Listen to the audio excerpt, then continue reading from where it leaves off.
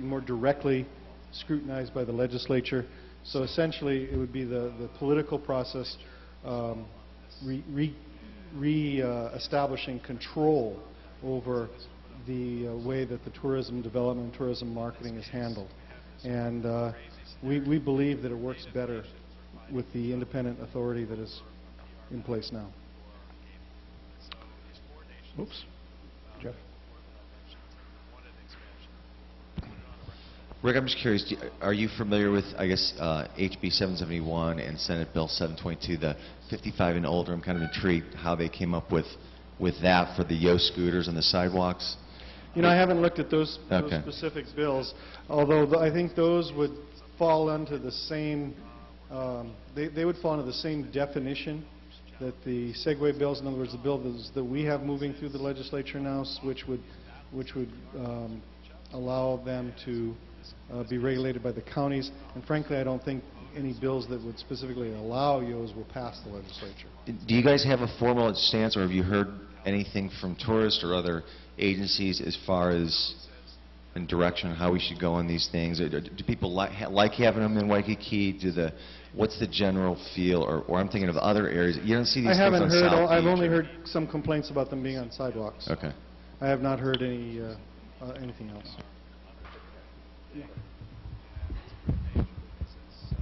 just want to ask a quick question about that smoking on the beach bill. Even though you haven't had a formal vote, I mean, do you have any informal sense in your conversations in the tourist industry whether those people were consulted at all before the bill was introduced? Or, no, I don't think anybody in the business community was consulted. They were not. And I would say that I've already gotten some complaints that believe that it's not a good idea to pass this bill at this point, and also along the lines of the discussion that was made here earlier, that it would be extremely difficult to enforce. Well, that's what I guess that was what I was thinking. That, and so all it does is send a bad message. It won't really accomplish what it's the good things. That the intent so you're going to get the right. negative of sending the bad message to our visitors, and you're really not going to get the positive of eliminating the smoking, because it's going to be entirely. I mean, if the police can't even enforce the homeless law, and if they can't enforce smoking in the bars, right? I mean, how are they going to be?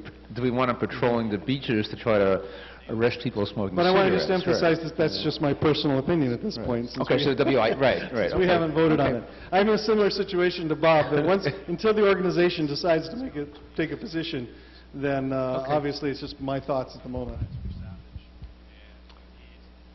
Right. And thank you for all that, arm twisting that you and the mayor did to those NFL folks. You've seen arm twisting. You should see these two guys work. Come back. Yes, John. Well, my comment isn't really specifically to Rick, but it was just about the subject matter. One is we've had a lot of discussion about enforcement, and I know we had been talking amongst each other that maybe we should get the prosecutors down here and try to get some handle on enforcement. Oh, okay, I may have missed that. And then I think also maybe we need to do a paradigm shift on the homeless and think of it more along the lines of some sort of curfew kind of concept. In other words, during certain hours, you either rent a place or you own a place, and then whatever that or is, but you're somewhere. And maybe that kind of paradigm shift would help us get past this, because there is a sense that if you're homeless, it's a status that almost can't be touched. And I think we need to somehow get it back into behavior that we can control, try to control. Rick, Okay. thank you very much. See you at the legislature. Folks, we are about 45 minutes behind schedule. We've had some very important discussions. Mike, I think we're going to end up not having time to do the part of the agenda. At this point, I'm going to turn this over to Vice Chair Lou Erdachek, who has been studying many, many bills pending before the legislature as the legislation committee. As chair of that committee, he may make a motion without second for any bill that he feels we should vote on. I'm going to ask both our neighborhood assistant and our secretary to keep track of who votes on what. I'd like to keep our discussion down a little bit, because I'd like to get out of here in about another 30 minutes, if we can do that.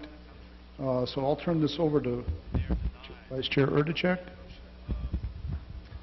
Okay, I think I distributed copies of the report to everybody, and so excuse me, what I did is scour all the bills that were introduced, and I think I probably missed a couple, but I tried to go through all the bills, and I went on the basis of topics that we supported in the past, and having done this for a while, having some sense of the kinds of issues that we're generally concerned about. At the same time, if there are other issues and other bills that members would like to have tracked and voted on one way or the other, please let me know. This is just the first month we're doing this. It's just the first lateral deadline that we're at the legislature. So on page 1, as you see, as usual, there are a ton of noise bills, and I have tried to divide them up into, there's leaf blowers and mufflers and backup beepers and car alarms and so forth. I don't know if anybody has any questions about any one of those particular bills. It seemed to me that most, if not all of those, were probably bills that I think most people would support. So I have copies of all those bills with me, and I tried to put a little blurb description. But if you want, we can discuss them one by one. If the wish of the board is to take some of these by topic, perhaps. I did send them to Mark in advance, and because Mark, I know, was with Citizens Against Noise and has a particular interest and expertise in this area. So I am open to discussion on this issue. Okay, Joanne? Well, I'd just like to generally say, based on what we've heard in the past, that maybe we can take a general position that anything that eliminates or reduces, we'll support, reduces noise. Unless people know of specific bills that's not true. Can I speak, Mr. C? Sure. Chairman? Sure. Okay. I think the idea is good, but I learned that if you support everything, you're unable to focus your efforts. I've been in the situation where I've personally testified 4, 5, 6 different muffler bills, and it just wears you down. I think, in my opinion, in some of these categories, some are better than others, and we ought to, if there's a consensus, support the best of breed in each one of these categories. Yep.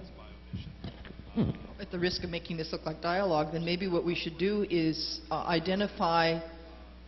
really a two-part thing. Identify what we find as best of breed, and then signal to the legislature that we'd rather see the other ones die. Because as we know, they love to kill things. That makes their workload easier. Mark, could you maybe tell us I'm just thinking if we could start with that, because I have a lot of confidence in. I'm assuming you've been involved or I've read these. I'd be very curious to see what your best of breed are in here. The leaf blowers, I really like Scott Nishimoto's ban on leaf blowers in Hawaii. I live in a complex where they do leaf blowing with palm fronds. And it's not only traditional, it's exercise. You're talking about House Bill 1421? 1421.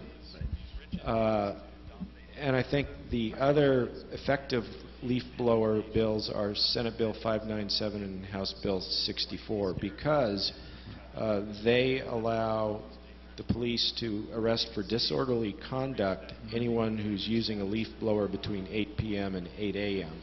And disorderly conduct can mean if you're asked to not use your leaf blower during those hours, you can be arrested.